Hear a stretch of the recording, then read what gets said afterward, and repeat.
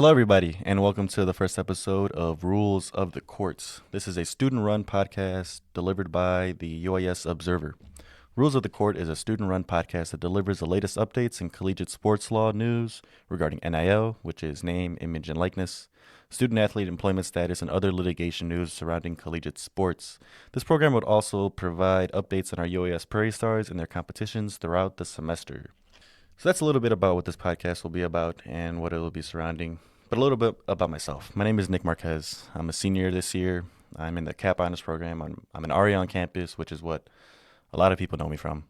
I walk around and people are always like, "Hey, Nick," and I'm like, "Oh, hey, dude." And that gets tough sometimes, but we manage. Other hats I wear, I also work for, well, I guess I'm an intern for the athletics compliance team. A lot of the athletes, if they are listening, will know Zoe Suma. She's a really great resource and knows a lot about NCAA compliance, NIL, things like that. I've gotten to learn a lot from her just working with her for about a week now. So that's a little bit about me and why I chose this topic. Well, mainly because I am a legal studies major with a minor in sports management and a minor in business administration. But so I've always had a big passion for sports. I've always loved sports. I firmly believe if it's not the most beautiful thing in the world, it's close to it. I think it provides an outlet for people to satisfy that need for competition and conflict to be fulfilled. In many realms of the world, we have the news and we have stories of conflict and war and people arguing and this person suing this person, yada, yada, yada, yada, yada. Things that don't really, I guess, they don't have a peaceful ending. They don't have a peaceful aspect of it. War, that's nothing ever good. Conflict, that's nothing ever good. Litigation, things like that are always, someone always ends up losing, and it's not in the fashion that you would lose in sports. When you lose in sports, you get a chance again. You lose a game, you lose a Super Bowl, you lose a World Series, you lose a track meet, you lose a golf round. At the end of the day, you're going to have another chance next season. You're going to have another chance next hole. You're going to have another chance next race. And I think that's the beautiful thing about sports is that it feeds that natural human need for conflict. But then it also provides an opportunity to try again. And I don't think there's anything more beautiful than that. I talk about this often with my friends, mainly my one friend, Sebastian. A few people know him as Flacco. That's my good buddy. He's my good sports friend. Not just a friend that I talk about with sports, but just a friend in general. He and I often talk about the beauty of sports. He talks heavily about the beauty of soccer and what that sport means to the world and places and where he comes from and how he was brought up. And I think that story or just that trope is something that can be replicated through almost any athlete or any fan of any sport. It's a passion, and it's a love for your team, and it's a passion and love for playing. And for him and, even myself, I would say it's a passion and love for winning. But even if you don't have that passion and love for winning, there's always not everyone's as competitive as, the most competitive athlete in the world. But everyone has some kind of competitive edge to them. Everyone wants to win. And I'd be very, very hard pressed if you brought me one person that wants to lose. So sports lets you do that. Sports lets you win, but sports also help you experience losses in a manner in which you can come back from them. And I think that sport law allows me to talk about sports, but also talk about another passion of mine, and that's the law, and studying the law and learning the law, how it works with sports, and how it works in the real world. Oftentimes I'm kind of speaking to my legal studies friends here, but oftentimes we go to class and we talk about different things that you're kind of like, what in the world does this have to do with the real world? How am I going to apply this? What is this going to do with anything? And for me, I was able to find that answer in sports. I was able to find, the purpose of law and what law is able to do for people in sports. Obviously, there's a lot of realms in which you can find that within the law. Immigration, civil law, case law, things like that. But for me, it was sports that really elucidated the fact that the law and what we learned specifically in college can be applied to the real world eventually. I know a lot of people are going to be like, what are you talking about? I'm studying whatever. This got nothing to do with the real world. It'll come to you, just find a passion and it'll flow. But okay, so this is the first episode of this podcast. And for this first episode, I kind of wanted to do what I call a State of the Union on NIL, name, image, and likeness. That's a big name. That's a big thing that's being thrown around nowadays within the collegiate sports realm, is the recent legalization of student athletes to be able to use and sell their name, image, likeness, and voice for their own personal profits. This was brought to us by the Supreme Court case, which was a surprising, unanimous decision, NCAA versus Alston, in which the Supreme Court found the NCAA to be in violation of antitrust law. Now, what is antitrust law? Antitrust law prevents businesses and organizations from monopolizing or taking over a market unfairly and practicing unfair business practices that either hinder other businesses, it hinders trade, and it hinders commerce. That essentially is what antitrust law is, and that's codified within the Sherman Act. The Sherman Act is what essentially says you can't do these things. You can't monopolize. You can't get in the way of trade. You can't get in the way of commerce for the benefit of your business. So Supreme Court found that the NCAA role in maintaining amateurism is consistent with the Sherman Act, essentially saying that the NCAA can maintain amateurism, can maintain, the sanctity of amateurism, which is what the NCAA heavily leans on, is this amateurism term. And the Supreme Court found that they can do this while adhering to the Sherman Act without breaking antitrust law. But the ruling reads that there is nothing so unique about the NCAA as an organization or amateur sports to alter the traditional method of analysis applied to claims of antitrust violations. So essentially, there's nothing that the NCAA does or other sporting organization does or amateur sporting organizations do that makes it so special that they cannot apply antitrust violation claims or explore antitrust violation claims because, if you're trying to monopolize, if you're trying to hinder commerce, specifically that for athletes that are trying to profit from their names or their own name, image, and likeness, well, then you probably have an antitrust violation there, even if they are, yes, a non-profit organization, which is what the NCAA is. I think one of the more interesting parts of this case, specifically Alston, is in Justice Brett Kavanaugh's, I want to say it was a concurrence. It wasn't exactly written in the opinion. But Kavanaugh noted that while other rules limiting student athlete compensation unrelated to academics remain in place because they were not properly before the court, so things like employment, for example, which we'll get into in a bit, the decision makes it clear that the same traditional rule of reason analysis would apply. So if that question came before the court, that question of employment statuses of students came before the court, or I know there's another one about the trade portal being hindered and being in the way of students being able to enter the trade portal, the NCAA getting in the way of students getting into the trade portal is also being brought to court. Again, we'll get into that in a bit. Those questions, if brought before the court, Kavanaugh believes the rule of reason should be able to be applied to these questions. So, as we'll get into in a bit, Kavanaugh is already on the side of, I would say, majority of the United States government, definitely not on the side of the NCAA. The NCAA is heavy on wanting to get an antitrust exemption. They think that they shouldn't have to be subject to antitrust law. They shouldn't have to be subject to this rule of reason, which governs antitrust law and antitrust violations. Kavanaugh concluded that there are serious questions whether the NCAA's remaining compensation rules can pass muster under the ordinary rule of reason scrutiny. So, there again, there's Kavanaugh just saying, we can or we should at least apply the rule of reason as applied to in most all antitrust cases. And he thinks that if we were to, we'd find a lot of practices and a lot of rules and a lot of policies within the NCAA that do violate antitrust law. But we'll see. That's kind of a little bit more down the line because, those questions were brought to the court that day. That day, it was just namely about NIL.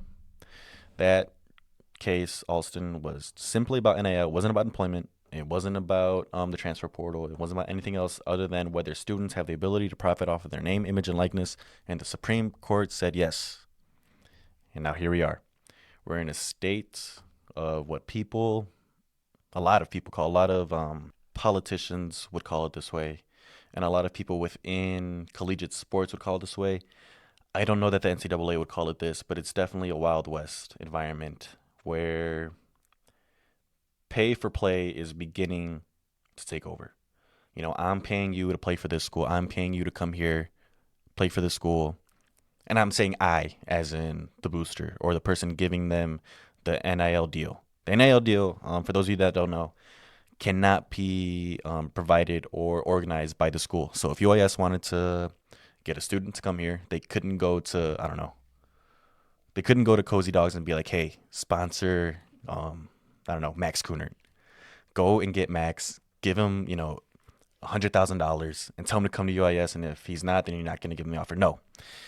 What needs to happen is Cozy Dogs needs to go to Max and say, hey, you're a great athlete, which he is. Well, we're going to pay you to be our representative of our brand, to show off our company, this, that, this, that.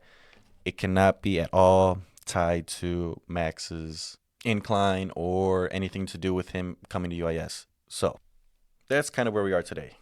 A Wild West of NIL, just blah. So in that meantime, what has happened? So this is the State of the Union. What has happened? What's going on? The most recent update on NIL comes from January 19th, was the most recent congressional hearing. There have been, I want to say, 11 Senate or House hearings on NIL and compensation for collegiate athletes. And having listened to a majority of them, most recently the one on January 19th, the overall crux of these hearings is essentially that if anyone knows how the government works, things are moving very, very, very, very slow. And that, in this case, is not a good thing, especially for collegiate athletes and the way that NIL is moving and the way that money is moving within college, specifically Division I revenue-generating sports, I should say. So your Division I football, men's and women's basketball are the three main ones, all at the Division I level, that are kind of hoisted up and talked about as what we need to do to fix NIL. What do we do for Division I football that makes it easier for everyone else? What do we do for men's and women's basketball that makes it easier for everyone else to follow? And that is where a lot of the issues come from, because when you consider just those areas of sports and just those sports, what about everyone else? Well, you're not considering those non-revenue generating sports, which happen to be a lot of women's sports, happen to be a lot of Division II sports, and happen to be almost every D3 sport. So what does the NCAA do? And what does the government do in this case? Well, initially the NCAA did not want the government to get involved. The NCAA just brought on a new chair not too long ago, Charlie Baker.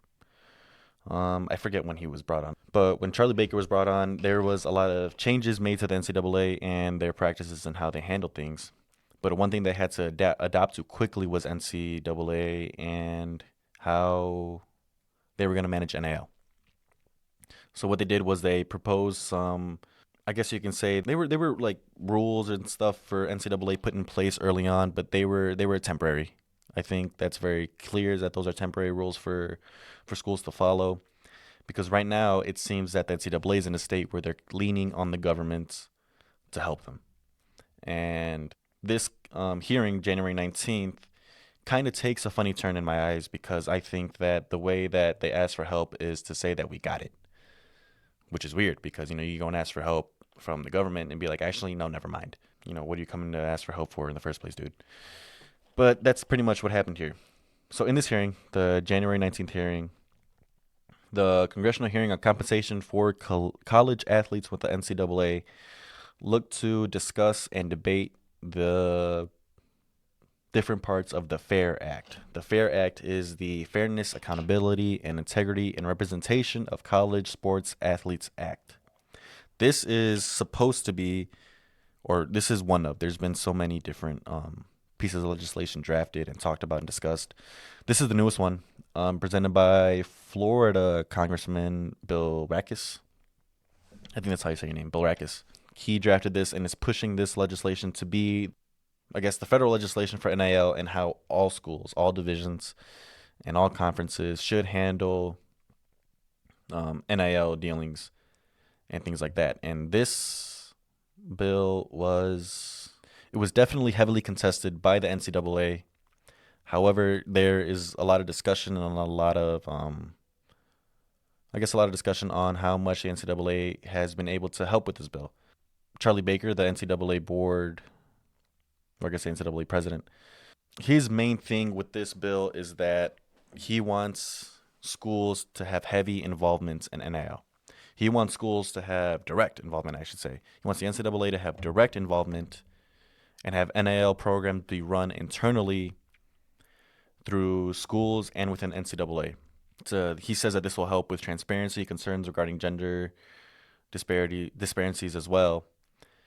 He also argues that the NCAA can and should enforce uniform contracts for these athletes for NIL dealings, not collective bargaining agreements, because remember these athletes are not employees, so they're not union. But Baker thinks that the NCAA can and should be involved directly. They should have a uniform contract. The NCAA should create a uniform umbrella policy for NIL.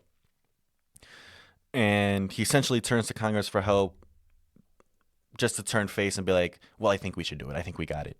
I think we should create it internally. We should handle it internally. And I don't know. I just feel like Baker in the beginning of this hearing was kind of very appreciative of the congressmen and women there for all they've done to help draft this legislation, just for him to turn on it and say, never mind, we got it. Baker also is big on no employment status for these student athletes, arguing that it would harm non-revenue generating sports, like we've talked about. So a lot of your women's sports, a lot of D2 sports, and a lot of D1 or D3 sports, and other D1 sports that are non-revenue generating. So that could be like swimming, diving, track and field. In some schools, I know in some schools that they are big revenue generating sports. But Baker says that in affording employment status to student athletes, it makes sense for D1 football athletes. It makes sense for revenue generating sports athletes. But what about those schools that don't have any revenue generating sports? What about those schools that have maybe one and have a lot of non-revenue generating sports, but have athletes that want to play and that have athletes that want to participate in their passions? Well, now they can't, because the school can't afford to pay all of their athletes, and then on top of that, all of their athletic staff, and then the refs, and then the people that run the gym, and all this and all that. And he has merit to this conversation and to this discussion. And he says that Johnson versus NCAA, which is a pretty new case. I know it's still being processed. He says that Johnson versus NCAA is going to be the deciding factor in this, and it will be. This is a case that is still within the lower courts and hasn't made its way to the Supreme Court yet, but this is a case essentially where I have it pulled up here. And the amateur status of NCAA student athletes have always felt tentative, and as the landscape of college, yada, yada, yada, yada, yada, yada, yada, yada. For years, the NCAA has hidden behind its amateurism model to uphold the traditions of collegiate sports. The NCAA believes that student athletes should not get paid because they are amateurs and amateurs don't get paid, a circular argument that rests on the definition of amateurism and does not consider distinctions between what constitutes an employee. So this case involves Johnson, which is a former Villanova football player, which is a D1 school, but not a Power 5 conference. If you don't know Power 5, those are just like the big conferences for the big schools with all the big sports. Villanova is not part of that, where the football program is not a part of that. And Johnson comes into this case arguing that student athletes should be considered employees subject to the Fair Labor Standards Act, the FLSA, and should be paid for their time related to their athletic activities. Johnson's side brought a lot of numbers and statistics from him and other student athletes from different schools and how many hours they were putting in a week, and what that compares to different employment statuses of different areas of work. And he thinks that students should be compensated for the amount of work that they put in for just what are called countable athletic related activities, CARA, CARA. He thinks that these activities should be compensated for as student athletes and as employees. He also thinks that, I say he, Johnson, but I mean his counsel. His counsel believes that they, in doing so, would also provide them with the opportunity to unionize and in turn put more pressure on the NCAA with the protection of the NLRB behind them if, more things came about with antitrust violations. The NCAA, in this case, is predicating their argument on a very, very, very slippery slope. In this case, the Johnson case, the NCAA is relying on Vance Kike, I think that is, Vance Kike versus Peters. Vance Kike is a case that discusses whether prisoners are employees of a prison, and its ruling cites a slavery loophole in the 13th Amendment, meaning that the NCAA is utilizing a case that uses a slavery loophole to say that students are not employees, stating that this loophole states that slavery is not legal unless it is being used as a punishment for a crime. While the NCAA is not comparing student athletes to prison inmates, their willingness to use such controversial case to carve out to avoid running an employment test is, I think it just goes to show how badly the NCAA doesn't want their athletes, or doesn't want their student athletes to be classified as employees. But I think that using this case is pretty questionable in my eyes. Using a case that utilizes a slavery loophole to argue the fact that students of a school who go there voluntarily are not employees, when the case that they're citing is meant for people who committed a crime and are not in jail voluntarily. They're put in there, they're convicted for their crimes. So obviously, yes, they're not employees. To say the same about students, I think, is one, a hard case to argue, and two, a very slippery slope to argue in this matter. So we'll see what happens with there. I just think that one is going to be a tough case for the NCAA to pick itself up on. Does that mean that students will be employees after this case? I don't know. We don't know. I think it's fair to say that regardless of the ruling, this case specifically, Johnson versus NCAA, will see its way to the Supreme Court, and there we'll get a definitive answer on the employment status of students. Now, what does that mean for D2? What does employment status for students mean for our school specifically? Well, you're just going to have to come back for the next episode where we discuss the employment status of students and what that means for specifically D2 athletes. We're a D2 school, obviously. UIS is a D2 school. So what would being a student athlete employee mean in light of a ruling in which Johnson wins? But with that, let's move on to the Prairie Star updates. Let's get a little recap of last week. This episode was supposed to come out last week prior to basketball going on to Drury on Saturday. So instead of just talking about their matchups against Southwest Baptist, we will go over Southwest Baptist and Drury. Men's basketball played Southwest Baptist University last Thursday, and they were able to triumph over the school in a 66-63 win. After UIS trailed by 1 in the first half, they stole the lead in the second half, only allowing the Bearcats to come in within 1 point after the Stars finished the game shooting 4 of 7 from free throw and knocking down a 3 to ice the game. It was pretty good performances by a lot of the guys. Max had 17, Jordan had 15, Jacob had 11, and Jack had 10 points, Mr. 1000. However, last Saturday, couldn't really say the same. The teams had their seasonal rematch against Drury after beating the Panthers at home in their last meeting. Now, this matchup was quite different. After the Stars led by as much as 10 points at the half, the Panthers were able to cut the lead down to 3 at halftime, and the Panthers just took over from then on. 14 points from Jacob, 13 from Jack weren't enough as Max Kunert had a pretty off night, shooting 0 for 2 from 3, and the Stars fell to the Panthers 74-59. However, this does bring the record to a 14-7 overall record and a 7-4 in GLVC play. So the Stars are doing pretty good. This is a pretty fun team to watch this year. I've been to almost all of their home games this year, and yeah, I just can't speak enough about the excitement I have for going to their games and watching them play. It's a fun team to watch. Speaking of fun teams to watch, women's basketball. This women's team is a very fun team to watch. They're explosive, they're athletic, they're fast, and they're very smart. They have a lot of very high IQ players on this team, and I think that was on display against Southwest Baptist last Thursday in their win against I don't even know what their mascot is. The Southwest Baptist whatever's.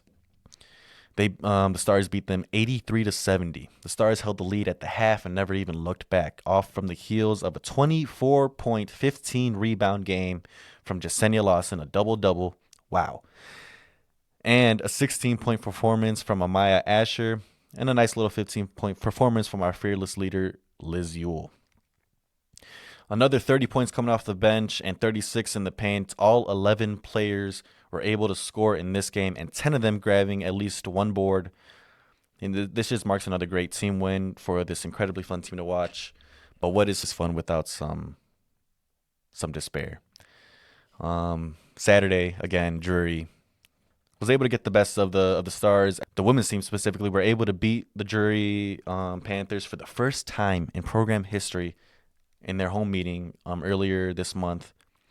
The Panthers came back, and they came back with a vengeance. After another great team effort on display by the Stars, with Liz dropping 21 this time, Jasenia dropping 19, and Sahara Murphy with 10, the Panthers were still able to pull away with the 80-68 win, bringing the Stars to a 10-9 record, while still being 8-5 in GLVC play. So they're doing good. That was a tough loss, but I think, brighter days are ahead for these two very fun teams to watch. Now on to track and field. Track and field were at the GVSU Bill Klinger Classic in Andale, Michigan last Friday, and the Stars were able to put up some pretty impressive numbers on the board, as our running teams typically do. In all 4 years, there's always been someone who is absolutely cracked on the running teams, both men's and women's. I mean, I don't know if we're just really good at scouting players, or our history of having great runners brings in good players, but we always do really good in somewhere within those categories. To go through an exhaustive list of top remarks the Stars received on last Saturday would take quite a while, but some of the highlights include the women's 5K with Maddie Miller, Lillian, Emma, and Jordan all placing within the top 10. Maddie placing second, putting her number 8 in the GLVC. And in the men's 5K, you also have, 1, 2, 3, 4, 5, 6, 7 players. Wow. I should say 7 runners. 7 runners within the top 18 of the GLVC rankings after they ran the 5K, which is great. You had Noah, Breyer, Joey, Zach, Nathan, Lucas, Daniel, a bunch of great runners. Noah Tegler specifically placing second in the race. He was a top collegiate finisher there. Briar Nevels placed 5th, and Joey placed 6th. And, of course, my boy Zachary, he got 10th. A great showing in the men's 5K. And who would I be if I didn't mention Mr. Cortland Ross? In the men's 3K invitational heat, Court placed 4th. Court placed 1st. Nowhere near 4th. Court placed 1st. The NCAA provisional, and is also ranked 1st in the GLVC, and his time in that event ranked 3rd all time in UIS history. So yeah, Court ran his butt off. And then Ryan also placed 3rd in the GLVC in that race as well. Great job, Ryan. Up next, these shooting Prairie Stars will be traveling to Chicago on February 2nd for the Lewis University Invitational held at the Gatley Center. So yeah, that's pretty much it for this first episode. Like I said, come back and we'll be discussing a little bit about employment statuses of students, what that means for D2, what that means for UIS. Another quick update on UIS, Prairie Stars, and their athletic endeavors. And yeah, hopefully you enjoyed this episode, and I will see you next time.